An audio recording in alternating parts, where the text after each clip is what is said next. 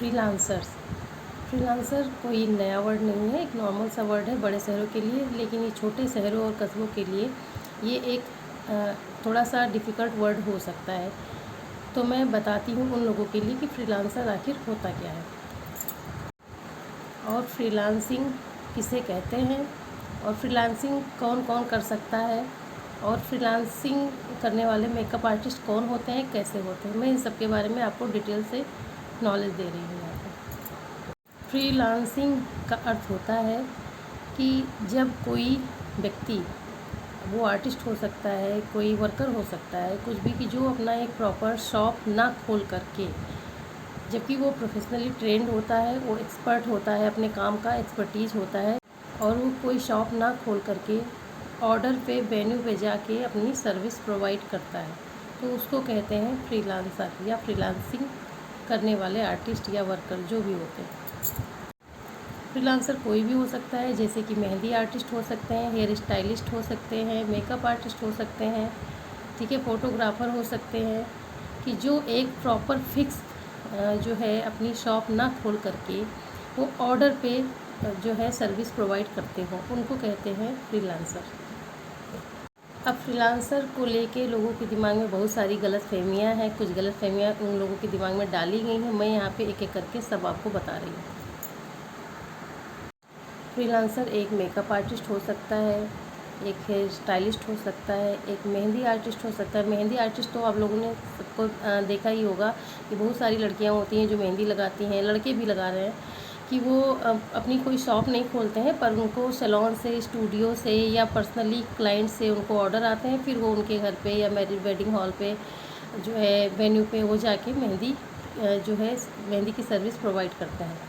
तो ऐसे ही makeup artist भी होते हैं। अब मेकअप आर्टिस्ट ऐसे भी हो सकते हैं जो खाली मेकअप करते हों, अपने साथ टीम लेके चलते हों हेयर स्टाइलिंग, ड्रेपिंग वगैरह के लिए, या फिर मेकअप आर्टिस्ट हो सकता है कि वो खुद ही मेकअप करता हो, खुद ही हेयर स्टाइलिंग करता हो, खुद ही नेल आर्ट करता हो, ऐसा भी हो सकता है। जैसे कि मेकअप, कुछ आर्टिस्ट ऐसे होते हैं कि सिर्फ मेकअप करते हैं, ठीक है, तो मेहंदी आर्टिस्ट हो गए, हेयर स्टाइलिस्ट हो गए, ड्रेपिंग करने के लिए हो, जब वो बुकिंग लेते हैं तो इन सब को भी अपने साथ वो ऐड करते हैं अपने बुकिंग में, फिर एज अ टीम वो जाके वेन्यू पे सर्विस प्रोवाइड करते हैं। फ्रीलांसर मेकअप आर्टिस्ट की अगर आप सर्विस बुक करते हैं तो ये इसके फ़ायदे ही फ़ायदे हैं। अगर मैं इसकी फ़ायदे की बात करूँ तो ये वीडियो शायद 1 घंटे से भी ज़्यादा का लेंदी हो जाएगा, पर जो खास पॉइंट है मैं वो सारे एक एक करके आप लोग को बता रही हूँ। पहला ये कि इनके ऊपर कोई बर्डन नहीं होता है, कोई बोझ नहीं होता है, ये एकदम फ्री माइंड से अपना बिल्कुल इंटरेस्ट के साथ एंजॉय करके मेकअप करते हैं, तो इनके काम में बहुत ज़्यादा फिनिशिंग होती है, बहुत ज़्यादा परफेक्शन होता है, और ये प्रोफेशनल होते हैं, प्रोफेशनली ट्रेंड भी होते हैं, ठीक है। इसके साथ ही इनके ऊपर कोई प्रेशर नहीं होता है, तो इसलिए इनके काम का रिजल्ट बेस्ट होता है। क्लाइंट को भी आराम होता है। क्लाइंट को आराम ये होता है कि शादी वाले दिन या कुछ मतलब कि कोई ओकेज़न है तो उस दिन उसको स्ट्रेस नहीं होता है कि मुझे वहाँ सैलून में जाना है, स्टूडियो में जाना है, पार्लर में जाना है, या उसकी फैमिली को भी अलग से कोई स्ट्रेस नहीं होता है।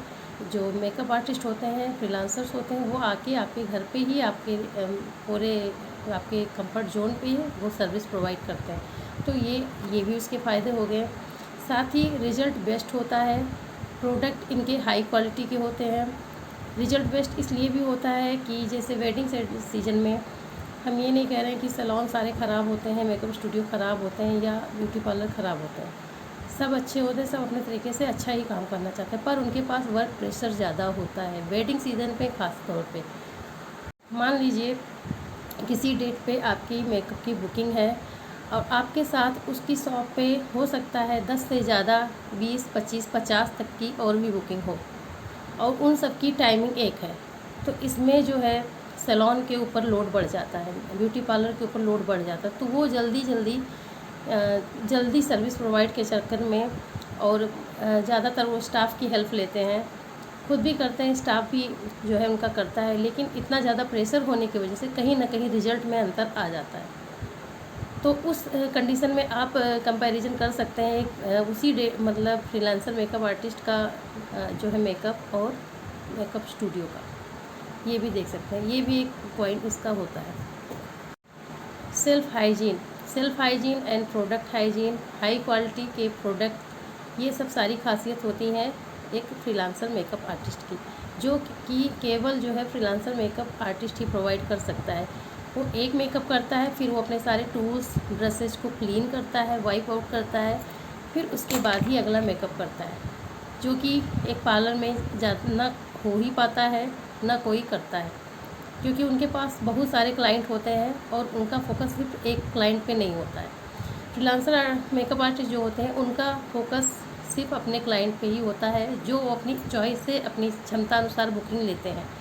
जैसे कि हो सकता है एक फ्रीलांसर मेकअप आर्टिस्ट एक दिन में एक ही बुकिंग ले, या 2, 3, 4, 5 अपनी चॉइस के हिसाब से, अपनी टीम के हिसाब से। उससे ज़्यादा वो वर्कलोड नहीं लेगा, तो उतना ही लेगा जितने में वो अपना बेस्ट वर्जन दे सकता है।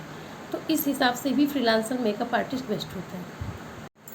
प्रोफेशनल ट्रेनिंग के कारण फ्रीलांसर मेकअप आर्टिस्ट जो होते हैं वो उनके पास अलग अलग स्किन पे मेकअप करने का एक्सपीरियंस होता है, अलग अलग फेस शेप की नॉलेज होती है, और आई शेप की नॉलेज होती है, फेस के फीचर्स की नॉलेज होती है, स्किन टोन की नॉलेज होती है, प्रोडक्ट की नॉलेज होती है, शेड की नॉलेज होती है। वो सारी चीज़ों में एक्सपर्ट होते हैं, तो उनका रिजल्ट बेस्ट आता है। कभी कभी होता है शादी के वाले डेट पे कि ब्राइड पार्लर में गई है रेडी होने, और वहाँ से वो रेडी हो भी गई है, लौट भी रही है, लेकिन जो है बारात आपकी घर पे आ गई और ब्राइड ट्रैफिक में फंसी हुई है।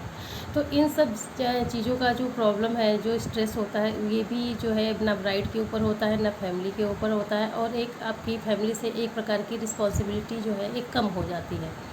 ठीक है, तो उस टाइम में आपकी फैमिली मेम्बर्स जो होते हैं वो अलग अलग कामों को देख पाते हैं, और आप ब्राइड जो होती है वो स्ट्रेस फ्री भी होती है। तो इन सब में कुल मिला के सबसे ज़्यादा क्लाइंट का ही फ़ायदा होता है। अब बात करते हैं कि अगर कोई फ्रीलांसर मेकअप आर्टिस्ट है तो उसके लिए क्या फ़ायदे हैं। उसके लिए भी बहुत सारे फ़ायदे हैं।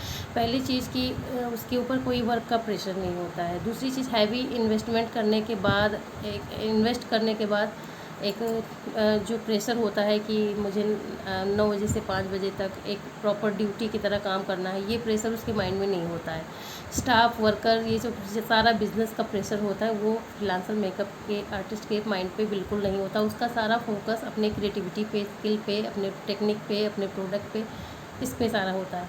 तो इसलिए वो बहुत अपना बेस्ट वर्जन दे पाता है। उसका अगला फ़ायदा क्या है? अगला फ़ायदा वो है कि उसके ऊपर स्ट्रेस नहीं है, तो वो अपने फैमिली और बच्चों के साथ एंजॉय कर सकता है। उसके ऊपर कोई लोड नहीं है, वो उतना ही अपना वर्क लोड लेता है जितना कि वो अच्छे से कर पाए, जितने में उसको खुशी मिले।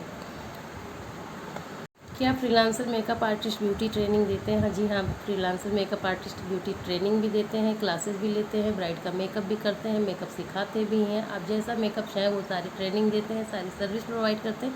लेकिन ये उनकी चॉइस पे डिपेंड करता है कि वो करना चाहते हैं या नहीं करना चाहते हैं, या फिर सिर्फ वो सर्विस ही प्रोवाइड करते हैं, ट्रेनिंग देते हैं या नहीं देते हैं। वो ऑनलाइन ट्रेनिंग देते हैं, ऑफलाइन ट्रेनिंग देते हैं, ये भी फ्रीलांसर के मूड पे ही डिपेंड करता है। इसीलिए ही उनको फ्रीलांसर कहा जाता है कि फ्री होते हैं पूरी तरीके से। इतने ही अच्छे आर्टिस्ट होते हैं फ्रीलांसर मेकअप आर्टिस्ट, तो वो अपना शॉप क्यों नहीं खोलते? क्या इन्वेस्टमेंट की प्रॉब्लम है? जी नहीं। शॉप न खोलने के एक प्रॉब्लम तो हो सकती है इन्वेस्टमेंट की, इसके अलावा बहुत सारे प्रॉब्लम होते हैं। जैसा कि मैंने पहले बताया कि अपने फैमिली और बच्चों को ज़्यादा इम्पोर्टेंस देना। दूसरा, वर्क लोड ना लेना। तीसरा, किसी भी जो है दबाव में आके ना काम, किसी के अंडर में काम, जॉब जैसा करना, या उनका नाम ही है, नाम में ही आता है आर्टिस्ट। तो आर्टिस्ट कौन कैसे होते हैं? मूडी होते हैं।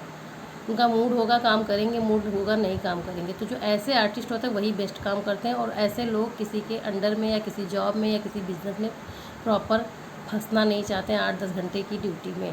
तो इनका एक चॉइस यही होता है फ्रीलांसिंग। ये फ्रीलांसिंग मेकअप का एक एडवांस और बेस्ट वर्जन आप समझ सकते हैं।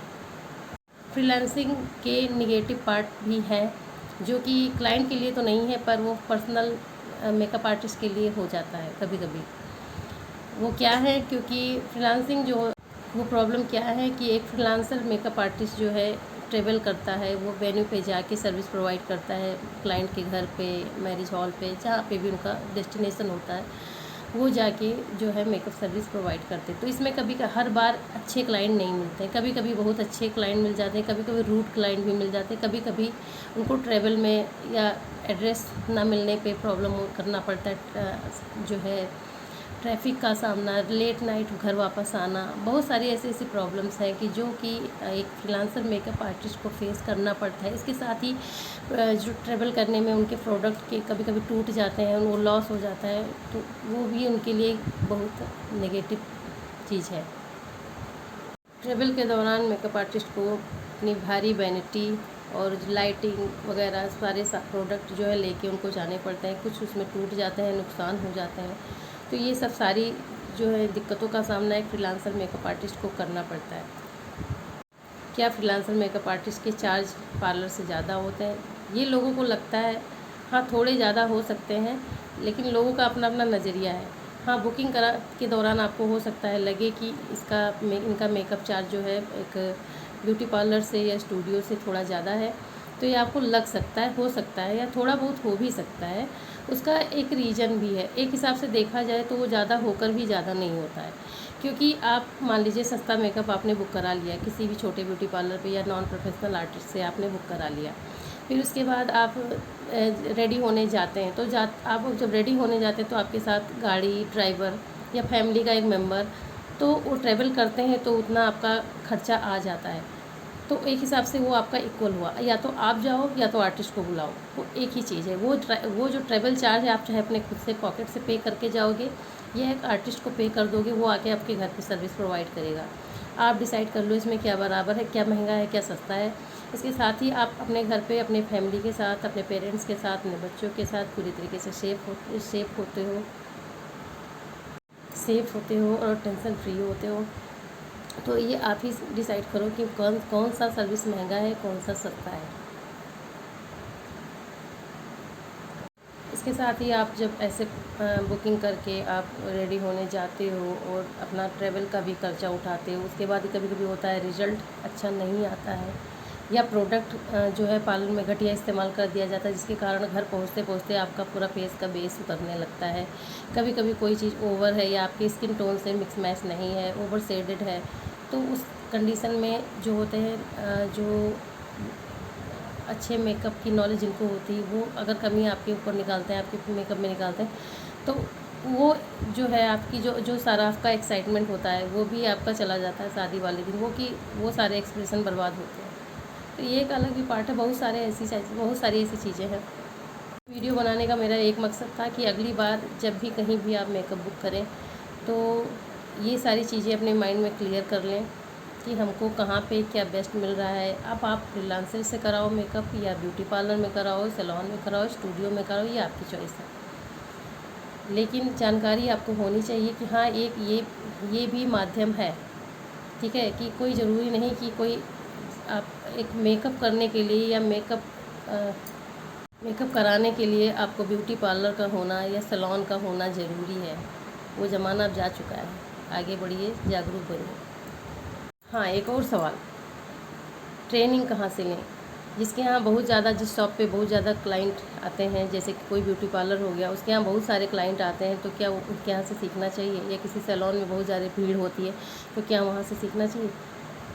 तो इसका जवाब ये है कि भीड़ से, नॉलेज से, स्किल से कोई लेना देना नहीं है। भीड़ वो उसका पर्सनल इनकम है, वो सर्विस जो है वो दे रहे हैं, वो क्लाइंट पसंद कर रहे हैं, वो एक अलग प्लेटफॉर्म है। लेकिन क्या वो अच्छे एजुकेटर हैं, ये कोई ज़रूरी नहीं है, ठीक है। यहाँ पे नॉलेज मैटर करता है, एक्सपीरियंस मैटर करता है। मान लीजिए ऐसा भी हो सकता है कि कोई बच्चा हो या कोई बच्ची हो, अभी नया नया कोर्स किया हो, उसने दिन रात मेहनत किया हो, अच्छे से उसके हाथ में फिनिशिंग भी आ गई हो, काम भी बहुत अच्छा करके दे रहा हो, उसके यहाँ मतलब जो है भीड़ बहुत सारी होती है, सारे क्लाइंट उसी के पास जा रहे हैं, वो टॉप आपके शहर का, गाँव की जो है, शहर की जो है टॉप मेकअप आर्टिस्ट, ब्यूटिशियन जो है, सैलून ओनर, कुछ भी हो, वो हो। लेकिन ये ज़रूरी नहीं कि ये होने के बाद भी वो बेस्ट एजुकेटर हो, क्योंकि एजुकेशन के लिए जो है एक्सपीरियंस होना चाहिए। ट्रेनिंग के लिए एक्सपीरियंस मैटर करता है, ना कि क्लाइंट की भीड़। वहाँ पे ये देखा जाता है कि जो आपका ओनर है, जो आपका एजुकेटर है, उसके पास कितनी स्किल है, कितने साल का एक्सपीरियंस है, उसका पढ़ाने का तरीका कैसा है, समझाने का तरीका कैसा है, वो इस फील्ड में कितने साल से काम कर रहा है, उसका बिहेवियर कैसा है, उसके पढ़ाने का जो है पूरा पढ़ाने से क्या आपके समझ में आता है या नहीं आता है, समझाने में वो थ्योरी कराता है कि नहीं, प्रैक्टिकल कराता है कि नहीं, आपका जो है फ़ोटोशूट कराता है कि नहीं। बहुत सारी चीज़ें होती हैं इसमें भी, ये जानने के लिए कि आपको कहाँ से ट्रेनिंग लेना चाहिए। कई बार आप कभी भी मेकअप की ट्रेनिंग के लिए या ब्यूटिशियन की ट्रेनिंग के लिए किसी के पास भी जाएँ तो ये सब सारी चीज़ें अपने दिमाग में एक बार कंफर्म करके, पता करके ही तब आगे बढ़ें। अगर आपको मेरा वीडियो अच्छा लगा हो, ऐसे ही इन्फॉर्मेशन आप और भी चाहते हैं तो मेरे पेज को लाइक करें, फॉलो करें, शेयर करें और चैनल को सब्सक्राइब करें। मिलते हैं अगले वीडियो में, तब तक के लिए बाय बाय।